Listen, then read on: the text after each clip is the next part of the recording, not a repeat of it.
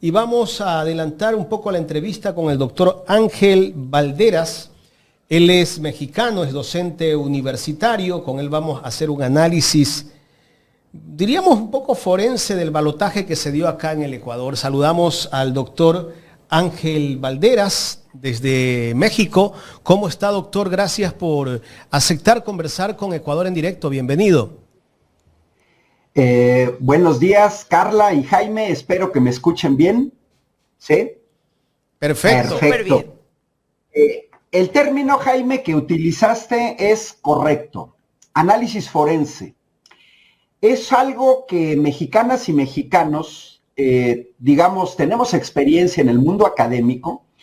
Escuché su entrevista con Jesús López Almejo, donde les hizo un recuento de un país en donde prácticamente había fraude electoral de manera permanente.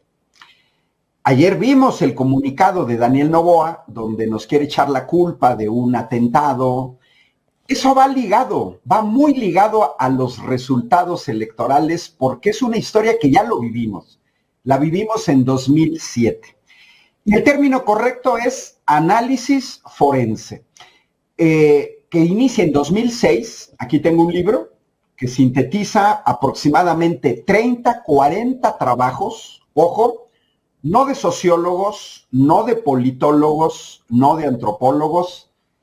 En este libro hay 30, 40 trabajos, es una síntesis, pero aquí tengo más, miren, escritos por ingenieros.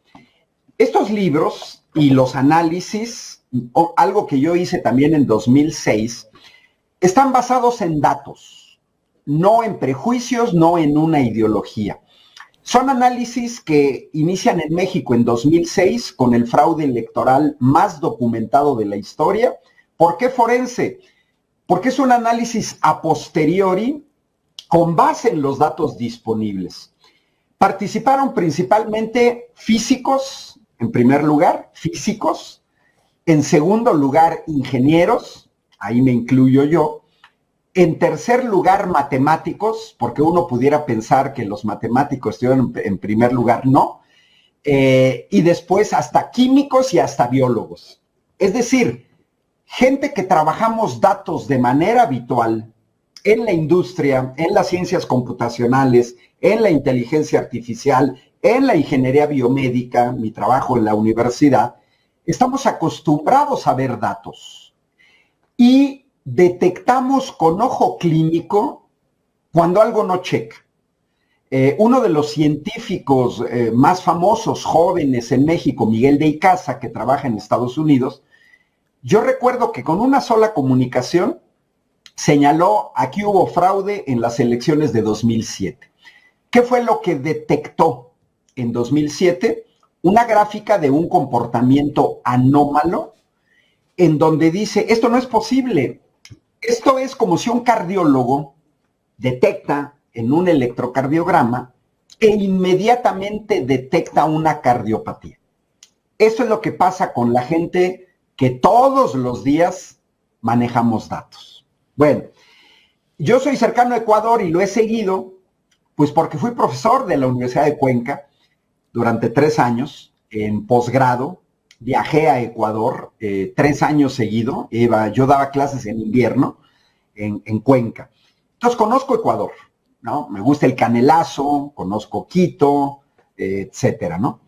Y bueno, el mismo día de la segunda vuelta, yo estaba escribiendo ya en un chat de periodistas mexicanos en el que estoy.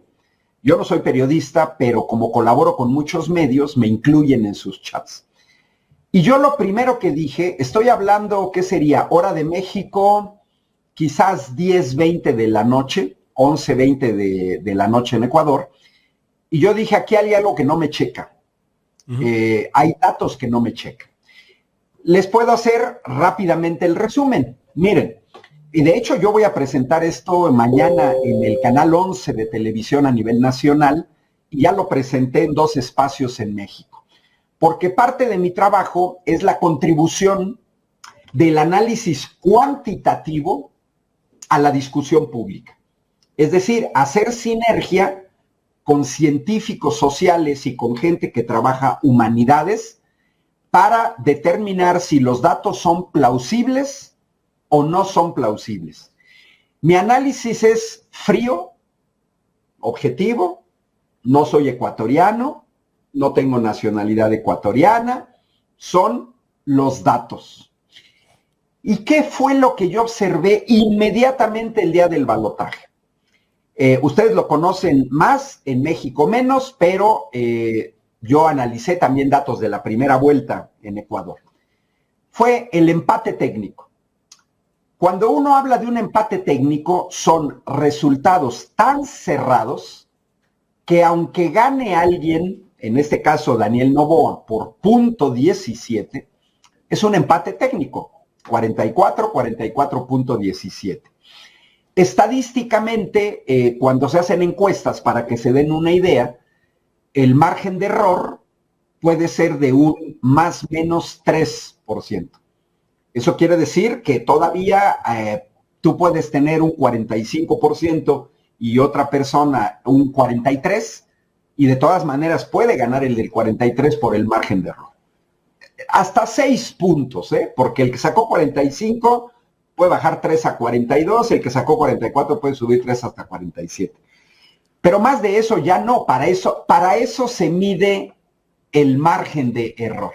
Bueno, ahora, esa es una. Segunda cosa, México no tiene segunda vuelta, a diferencia de Ecuador. Yo gran parte de mi trabajo académico lo hice en Europa durante 10 años, viví en Italia, trabajé en Italia, me invitaron a Ecuador cuando yo viví en Italia, porque allá me localizaron. Entonces estoy acostumbrado a ver los países que tienen segunda vuelta. En primer lugar, Francia, es como es el país de los países que primero pusieron la segunda vuelta, pero está Ecuador, está Uruguay, está Finlandia. Hay muchos más países que tienen segunda vuelta. Ahora, ¿qué fue lo que yo observé en los datos inmediatamente? Repito, el mismo domingo, sin tener datos oficiales, revisando Exit Poll, el CNE. Bueno, a ver, en la segunda vuelta, ustedes en Ecuador, en la primera vuelta tuvieron 16 candidaturas. A la segunda vuelta van los dos punteros. Yo ayer a Jaime le mandé 3 ejemplos, pero Jaime, hay muchísimos más. Si revisamos la regularidad de las segundas vueltas, yo les mandé ejemplos muy recientes que son Francia, Uruguay, Finlandia. Vamos con Francia. Pero nada más son ejemplos. Exacto. Ahí tenemos un ejemplo. Ese es el ejemplo de Francia. En 2022 van a la segunda vuelta Emmanuel Macron y Marine Le Pen. Ya no va Jean-Luc Mélenchon, Éric Zemmour, Valérie Pécresse, Yannick Jadot. Bueno, ¿qué hace el elector? Ustedes lo saben bien en Ecuador, nosotros no tenemos segunda vuelta, a mí me encantaría tener segunda vuelta en México, porque en la primera vuelta votas por quien quieres llegar a la presidencia. Es evidente que la gente que votó por Emmanuel Macron, fíjense, para no hablar de Ecuador, pero pensemos Noboa y Luisa González, Emmanuel Macron. Los que votaron en la primera vuelta por Emmanuel Macron, esos casi 10 millones de votos, es evidente que van a votar por él en la segunda vuelta. Lo quieren de presidente. Y los que votaron por Marine Le Pen en la primera vuelta, poco más de 8 millones, van a volver a votar por ella porque la quieren de presidenta. El dilema lo tiene quien apoyó a Mélenchon, a Zemmour, a Valérie Pécresse. ¿Por qué? Porque si yo voté por Mélenchon y lo quiero de presidente, en la segunda vuelta ejerzo mi derecho de veto. Es decir, elijo la opción, desde mi perspectiva personal, menos peor. O sea, a ver, la gente que votó por Mélenchon tenían perfectamente ubicado que Marine Le Pen representa la extrema derecha francesa. Bueno, pues la gente de Mélenchon dice, no queremos a Marine Le Pen, votamos en su inmensa mayoría por Macron. Y lo mismo con los votantes de Zemmour y de Pécresse y de Jadot. Bueno, entonces, ¿qué sucede en la segunda vuelta? La gráfica de la izquierda. Pues que unos votos van para Macron y otros votos van para Le Pen. Por eso es que Emmanuel Macron aumenta 9 millones de votos y Marine Le Pen aumenta 5 millones de votos. Esto que tienen en pantalla es el comportamiento regular de una segunda vuelta cuando no hay manipulación de resultados, que en Francia no los hay. Bueno, posteriormente les envié otro ejemplo, que es el ejemplo de Uruguay, que acaba de tener elecciones, ahí está, el año pasado. Esto fue en 2024. Ahí está el mismo ejemplo. ¿Quiénes fueron a la segunda vuelta? Yamandú Orsi, Álvaro Delgado. Bueno, los votantes de Andrés Ojeda, de Gustavo Salle, de Guido Manini, Pablo Mieres, pues unos votaron por Orsi y otros votaron por Delgado. Bueno, Orsi gana 200,000 votos más, que en el caso de Uruguay, como es un país pequeño, es un 13% adicional, y Álvaro Delgado aumenta sus votos en casi 500,000. Bueno, ahí está. Último ejemplo de los tantos que hay. Es el caso de Finlandia, que también tuvo elecciones en 2024. Y ahí podemos ver cómo en la segunda vuelta ambos candidatos, en este caso casi a la par, observen que Stubb aumentó casi un 78% y Haavisto un 76%. Bueno, les mostré 3 de los múltiples ejemplos. Regularidad, regularidad, regularidad en la segunda vuelta. Pero, ahí viene el pero, ¿qué vimos en Ecuador? Pues en Ecuador vimos que esto no se dio. Para los científicos sociales, si esto no se da, es algo que nos llama la atención de decir, ¿por qué no se dio? Porque todos vimos que Luisa González prácticamente se queda en el mismo porcentaje. Eso pudiera darse, exacto, pudiera darse, recordemos que de 44 a 44-37, pero el dato más raro, los dos datos son raros. ¿Cómo es posible que Luisa González, los 14 candidatos, todo su voto se va para Daniel Noboa, que subió del 44 al 55, 11 puntos, más de 11 puntos, 11 puntos y medio. Bueno, ustedes conocen muy bien la historia de su país y yo les recomendé ayer a Jaime, yo este análisis lo hice desde el domingo, pero por ahí del jueves, en su canal de Telegram, Mirko Casale, que es un italiano, hizo un análisis muy semejante al que yo hice, incluso un poco más pormenorizado, incluyendo datos de provincias. ¿Qué nos dicen los datos? Es importante el porcentaje, pero también el número de votos, porque de la primera a la segunda vuelta, Luisa González solo aumentó 160,000 votos, mientras que Daniel Noboa aumentó más de 1,300,000. Es algo que uno dice, bueno, los que hemos seguido la historia reciente de Ecuador, hubo un acuerdo con Leónidas Issa antes del balotaje, 31 de marzo. Los que monitoreamos vemos 31 de marzo. Así es. Leónidas Issa en la primera vuelta obtuvo el 5.25% de los votos, más de 500,000, casi 540,000. ¿Qué sucede en un acuerdo, como los que se han hecho en Francia, en Finlandia, en Uruguay?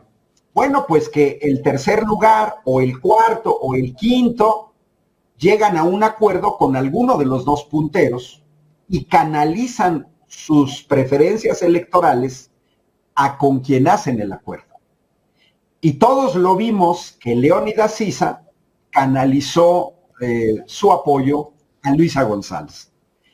Matemáticamente no se puede garantizar que el 100% de los votos del tercero vayan a una persona, pero sí el 90%. Si tú recibes una indicación, si ves que para tu partido o tu preferencia electoral, es el caso francés con Jean-Luc Mélenchon y la Francia insumisa, que llama a salir a votar primero en contra de Marine Le Pen o apoyar a Emmanuel Macron. ¿Qué nos esperábamos, Luisa, de Luisa González y de Noboa? Nos esperábamos ver el empate técnico que vimos prácticamente en la primera vuelta. Eso era lo que se esperaba. Doctor, ¿eso es lo real que debió pasar? Debimos volver a haber visto, expuesto prácticamente esos mismos datos con márgenes pequeños de diferencia. ¿Eso es lo normal? Claro, eso es lo normal en una segunda vuelta. Luisa González entra, como decimos en México, a la segunda vuelta en caballo de Hacienda. Si sumamos aproximadamente los 44 de la primera vuelta, los 5 y feria de Isa, estamos hablando de que Luisa González entra con un 49% de intención de voto. Eso implicaría que aunque los otros 13 candidatos movieran su voto hacia Noboa, estaríamos hablando de un 49-51, pero más del 49, menos todavía, porque si sumamos los porcentajes. Pero en términos de votos, hay otra cosa que no checa, Carla, y no checa. ¿Por qué? Porque esos 540,000 votos de Isa, que se deberían de haber sumado a los 4,5 millones de Luisa González en la primera vuelta, deberían de haber dado más de 5 millones de votos a Luisa González, pero sacó 4,5 millones.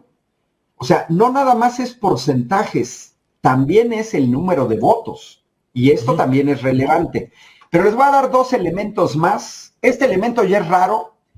Este elemento en México nos llevaría a lo que peleamos mucho en 2006. Conteo de voto por voto, casilla por casilla.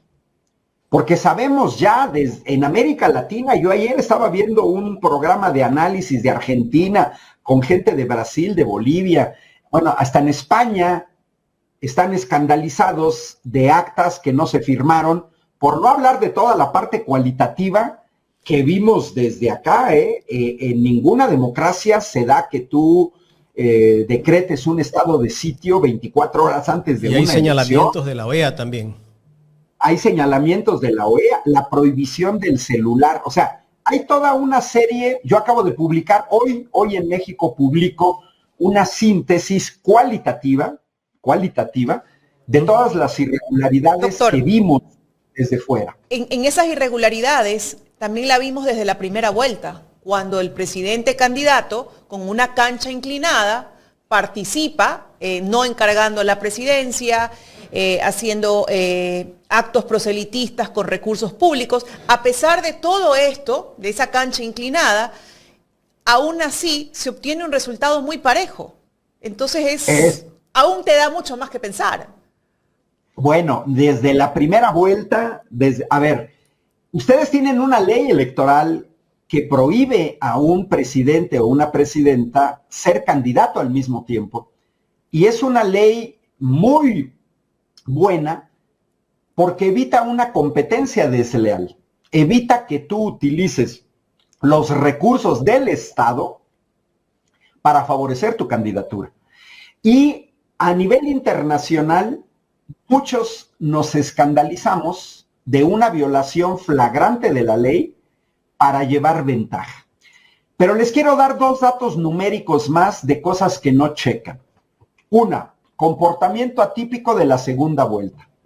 2, yo seguí 13 encuestas entre el 24 de marzo y el 13 de abril de casas encuestadoras de Ecuador con 19 mediciones, en donde de esas 19 mediciones, Luisa González ganaba en 12, con un margen que va del 0.4 al 8%. 12 de 19. Noboa ganaba en 7. Pero si hacemos el promedio numérico de estas 19 mediciones, ojo, esas intenciones de voto le daban 1.1 de ventaja a Luisa González. Otra vez es un empate técnico. Entonces ya tienes los resultados reales, tienes las encuestas de salidas. Pero hay un tercer elemento numérico que no checa. Las exit poll, las encuestas de salida.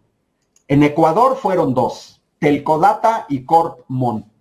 Bueno, cuando uno revisa las encuestas de salida, que yo las revisé el día de la elección, otra cosa, dije, son plausibles las encuestas de salida, porque una le daba el triunfo a Noboa, otra le daba el triunfo a González, pero con empate técnico. Telcodata le daba ventaja a Noboa por menos de 3 puntos, poquito más de 2 puntos. Pero Corpmon le daba a Luisa González una ventaja de 4 puntos. Es decir, ¿qué quiero decir? 19 mediciones previas llevan una consistencia estadística. Exit poll, la gente ya votó, voté de esta manera, empate técnico, encuestas, empate técnico, primera vuelta, empate técnico, llegas a los datos reales y el comportamiento es totalmente atípico desde el punto de vista matemático, específicamente desde el punto de vista estadístico.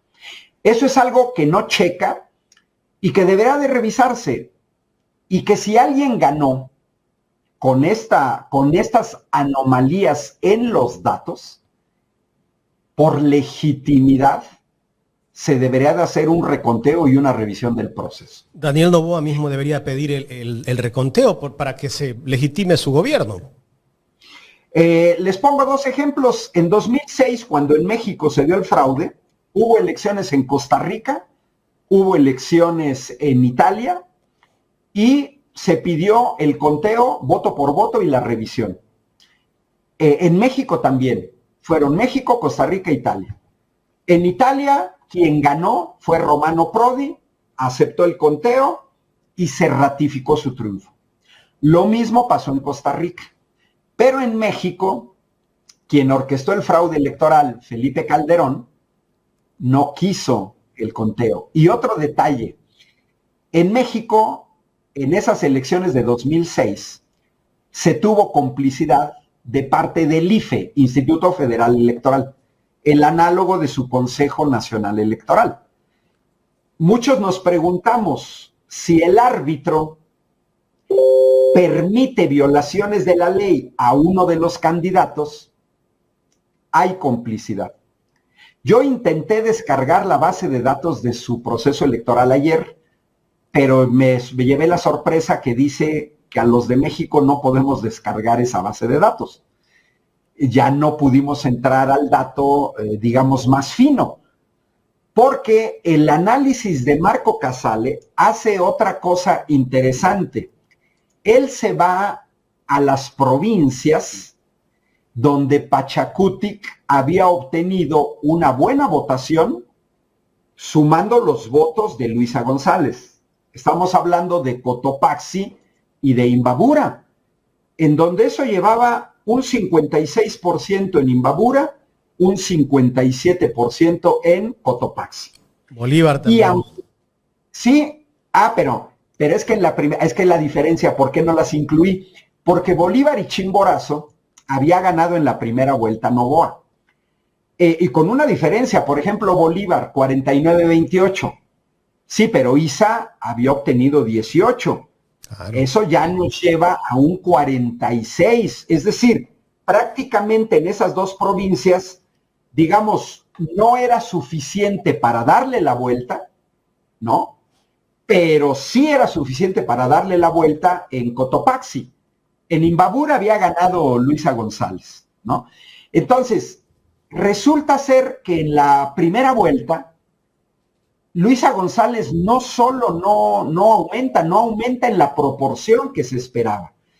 Ahora, cuando se establece decreta el estado de sitio en estas provincias de Ecuador, pues resulta ser que en muchas de ellas había ganado Luisa González en la primera vuelta. Ahí está Guayas, Orellana, Imbabura, El Oro, con una diferencia de entre 3.3 en Imbabura hasta 8.6 en Orellana. ¿Cómo entender eso, no? Que pase de ganar a perder. Es imposible. De ganar a perder, ¿sabes qué, Jaime? Mira, los que analizamos datos electorales no nos chupamos el dedo. Aquí no hay magia. Sería muy difícil explicar desde el punto de vista sociológico que gente que votó por Luisa González en la primera vuelta, después dijera, no, ya no vamos a votar por ella. O que la CONAIE, movilizando a sus bases, que es una organización indígena muy fuerte, y diera indicación de voto, la gente no le hiciera caso. Mira, en las... Tal vez un porcentaje mínimo del voto blando puede ser que lo convencieron el 1%, 2%, pero no hablar ya de tantos puntos, ¿no? Es correcto, es correcto. 11 puntos no es creíble. Si a mí me pidieran una conclusión como consultor, yo diría, los datos no son creíbles, habría que volver a contar. Miren, aquí en México yo hago análisis doctor, perdón que lo interrumpa. Cuando hablamos de volver a contar, no podríamos volver a contar aleatoriamente. Tendríamos que contar voto a voto. Mira, lo mismo se hizo, Carla, en Italia. Imagínense, se volvió a contar voto por voto, uno por uno, de manera manual. Es decir, no se utilizaron equipos de cómputo. Hay muchas maneras de hacerlo, es voluntad política. Pero la ley no permite acá contar todo. Es un porcentaje. En el caso de México, bueno, por ejemplo, si yo me fuera porcentaje, yo me iría... 33% me parece. Yo me iría a los extraños cambios en Guayas, Orellana, Imbabura, El Oro, en donde extrañamente Noboa le da la vuelta. O sea, si yo tuviera que hacer una muestra de revisión, la haría ahí. Hay muchas maneras de hacerlo. En México, el equipo de científicos que desconfiamos de los resultados electorales, propusimos, por ejemplo, usar 3 equipos de cómputo distintos para después hacer el cruce. Se proponían equipos de cómputo, el del Consejo Nacional Electoral y el de 2 universidades públicas, para garantizar que los datos tenían que checar. Efectivamente, Jaime, ustedes desgraciadamente, legalmente, no tienen esa posibilidad. Pero yo creo que los resultados dejan a Noboa en un papel de ilegitimidad. Mira, ya nada más para comentar, los datos de las encuestas del 12 de enero al 13 de abril, de las encuestas de ustedes en Ecuador, las tengo aquí en una gráfica, es un análogo de un instrumento que usamos acá en México que se llama Pulse MX, que utiliza un método matemático, estadístico, bayesiano, no es nada más el promedio, en donde revisan todas estas encuestas en los tracking polls, los seguimientos, y ustedes van viendo una diferencia. Lo que tú dices, Jaime, es esencial. Estas diferencias, a veces arriba González, arriba Noboa, a veces González, arriba Noboa, pero vaya quien vaya arriba, la diferencia es muy pequeña. 2 puntos, máximo 3. Entonces, ¿qué significa? Tú ya vas hacia una elección donde ya vas midiendo, porque una encuesta es una fotografía del momento, una. Un tracking poll es una serie de fotografías, es como si fuera un video. Mido hoy, mido mañana, mido pasado mañana o mido cada semana. Normalmente los seguimientos son estadísticamente cada semana o cada 15 días o cada mes. Sigo. Este tracking poll me dice más que una encuesta. Ahora, 13, 19 tracking poll, no, pues me dice mucho más que uno. Entonces, hay algo súper extraño. Bien, pero miren, esto lo podemos aplicar para el análisis de diabetes, Casi 12 puntos. De producción industrial. Exacto, Jaime. Para mí, como matemático, porque también estudié matemáticas en Padua, como profesor universitario, como ingeniero, como formador de ingenieros, mi conclusión es fuerte: los datos no son creíbles en su elección. No son creíbles. Matemáticamente hablando, no son creíbles. No es algo ideológico, no es una posición contra Daniel Noboa, no. Matemáticamente estos datos, que son muy sencillos, en realidad, checan un extraño comportamiento que nos deja más dudas que certezas. Y todo lo que aceptó la autoridad del Consejo Nacional Electoral desde el gobierno, ¿no? El no uso de celulares, 24 horas antes del proceso decretó estado de excepción justamente en las provincias donde gana Luisa González. Se dieron una serie de cosas medias raras. E incluso el día de la votación, tú ibas a votar y las mesas, los biombos donde tú votas estaban frente a los que forman parte de la mesa electoral. O sea, ya no había privacidad. O sea, ya estaban, ellos veían hasta incluso por quién votabas. Cosas extrañas. Muy raro, muy raro. Habría que revisar, ojalá y reine la cordura, porque 11 puntos de ventaja realmente en este contexto, con el contexto que estás dando, Jaime, y con el cúmulo de irregularidades, un poco lo que dijo Carla al inicio, porque parte de estas irregularidades se dieron desde la primera vuelta. Entonces, habría que sospechar si no desde la primera vuelta se manipularon. Hay que hacerlo muy sencillos, miren, muy sencillos. En 2006, platicando con amigos expertos en programación de computadoras, hace 19 años, nos decían, es muy fácil manipular el voto a posteriori. Cuando tú utilizas un instrumento informático, uno de mi amigo mejores programadores de México me dice, lo hace un estudiante de bachillerato. Lo puede hacer. O sea, tú con una máquina puedes alterar los resultados, sí lo puedes hacer. Por eso sería importante lo que sería la compulsa. Los datos, que a diferencia de ustedes, los datos en México son públicos. Tenemos un sistema que se llama PREP, Programa de Resultados Preliminares, en donde tú puedes checar casilla por casilla, sección por sección, cuáles fueron los datos oficiales, y después lo puedes compulsar con una foto de celular de una cosa que le llamamos sábana, que son los resultados fuera de casilla, de tal manera que garantices que los resultados que aparecieron por la ciudadanía coincidan con el PREP. Y luego eso debe de coincidir con el conteo final, que es el conteo distrital. Si no hay manipulación, todos estos datos deberían de ser transparentes y accesibles a todos para sus análisis.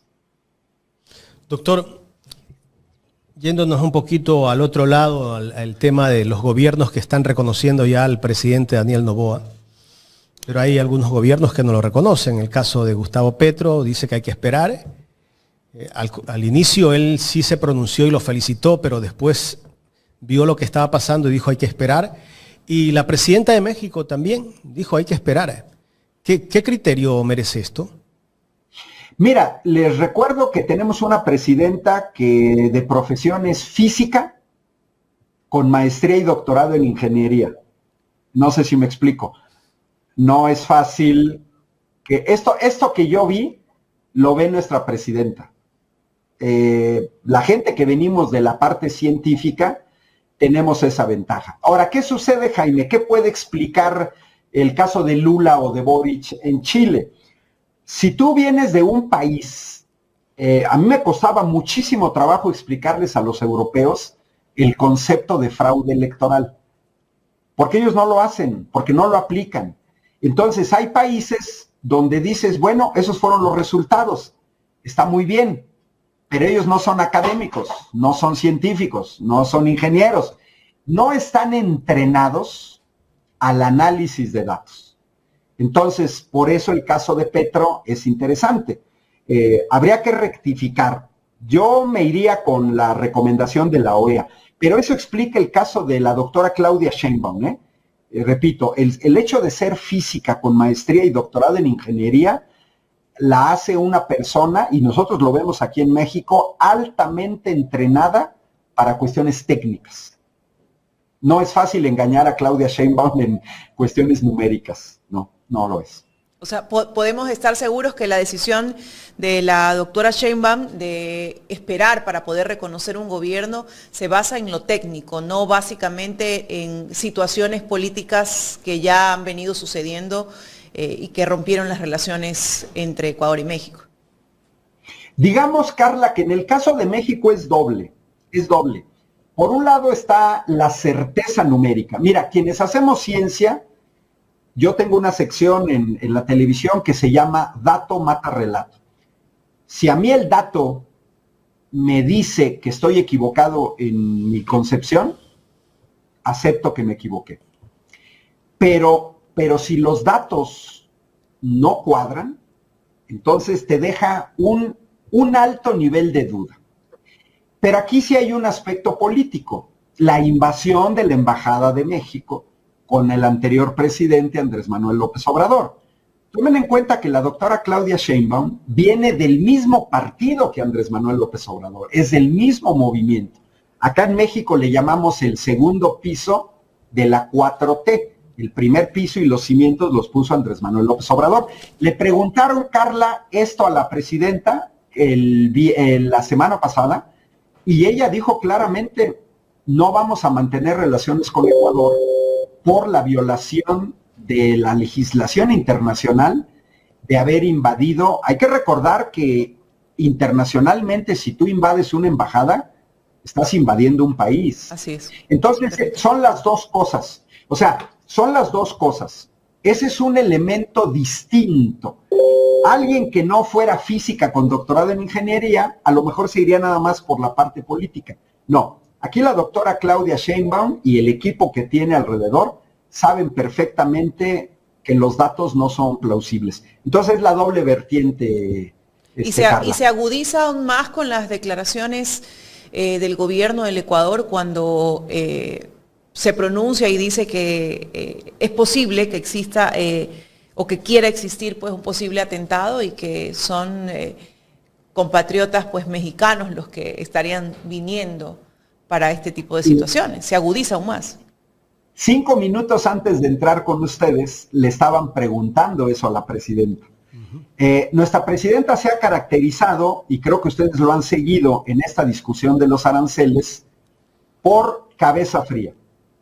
Es una presidenta, acá le decimos que no tiene mecha corta, no es una presidenta que le guste pelear, no es una presidenta que responde desde las emociones, es alguien que hasta pudiéramos catalogar como fría en política, porque es muy seria. Tiene casi el estilo de AMLO.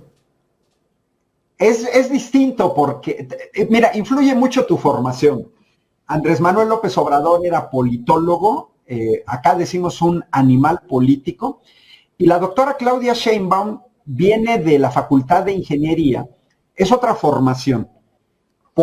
Ideológicamente es la misma cuenca, pero la doctora Claudia Sheinbaum tiene su estilo propio. ¿Cómo contestó a estas acusaciones de Noboa? Con un documento oficial muy mesurado por parte de Relaciones Exteriores, que parece absurdo. Pero miren, yo les digo, en 2006, cuando se da el fraude electoral en México, Felipe Calderón, el que hizo el fraude, para desviar la atención del fraude, se inventó una supuesta guerra contra el narco. Desata una militarización del país, policías municipales, federales, en provincias, etcétera. ¿Por qué? Porque eran tales las protestas del fraude que él no podía salir a la calle. Entonces, cuando alguien gana con un fraude electoral, busca desviar la atención. Yo lo primero que pensé con las declaraciones de Noboa es, quiere desviar la atención de estos resultados totalmente anómalos. Es una realidad eso. Scott. La última, doctor. El hermano de la presidenta del Consejo Nacional Electoral de Ecuador es cónsul en Nueva York, en Estados Unidos. ¿Esto podría poner en duda algo de los resultados o qué? Mira, quizás del resultado no, pero del conflicto de intereses sí, porque un hermano que es funcionario gubernamental. Son historias, y miren, qué bueno que estamos interactuando Ecuador y México, porque en 2006 va de nuevo. Resulta ser que quien manejaba el padrón electoral era el cuñado del candidato que hizo fraude. Ahí sí, Jaime, ahí sí te la creo. ¿Por qué? Porque en el manejo computacional del padrón, era el cuñado el que manejó ese padrón.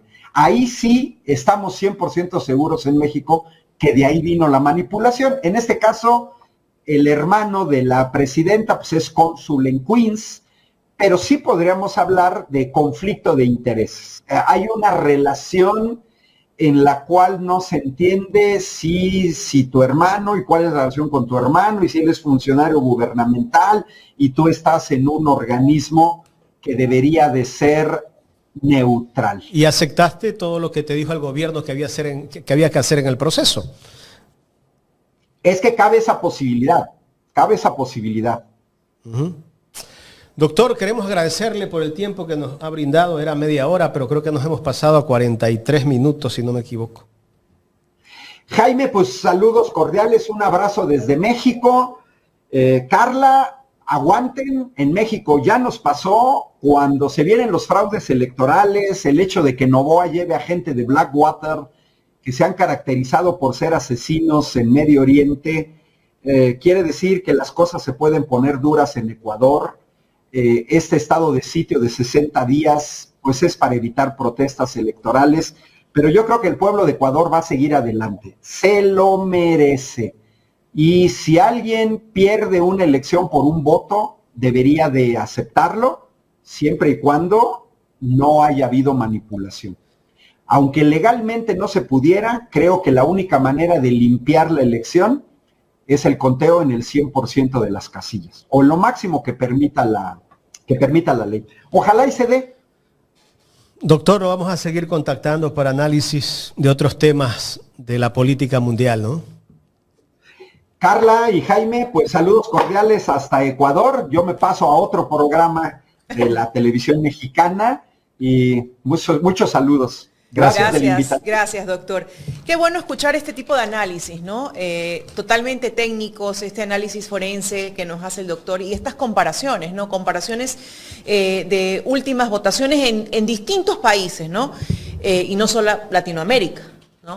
Uh-huh. Eso nos da mucho a pensar, eso nos hace también reflexionar y reflexionar en que era algo que esperábamos o que lo teníamos claro que podía pasar porque la cancha vino inclinada desde el día 1, ¿no? Pero recibir esos resultados, ¿no? Con esa enorme diferencia, y por eso yo le decía al doctor Jaime, si desde la primera vuelta ya hubo una cancha inclinada, desde la primera vuelta ya teníamos inconsistencias, entonces es muy difícil aceptar o comprender ese margen de diferencia en el balotaje de la segunda vuelta. Y lo vuelvo y lo repito, o sea, aquí no es que está en duda el que pueda, que hubiese o que ganó Daniel Noboa. Es ese margen de diferencia que yo sé que a la ciudadanía del progresismo no le cuadra. Yo siendo el presidente que me están cuestionando en este momento, lo que haría, lo correcto, a ver, CNE, yo mismo voy, por favor, que se revisen todos los votos. Y yo concuerdo con usted. Y salgo de cualquier duda, ¿no? Yo concuerdo con usted. Eso ayudaría a legitimar el proceso, a legitimar la imagen del presidente Daniel Noboa ante el Ecuador y también ante el mundo. Eso le haría bien a él. Así la ley no permita contarle todos los votos. Bueno, ahorita... Como presidente diría, por favor, cuenten los votos nuevamente y salimos de este lío. Es lo correcto. Dijo Andrés Guzmán y se acabó esta prueba. Se termina todo el lío allí. Que una o sea, expresión es que si no hay nada raro, ¿por qué tienes que oponerte, pues? Eso no lo entiendo yo.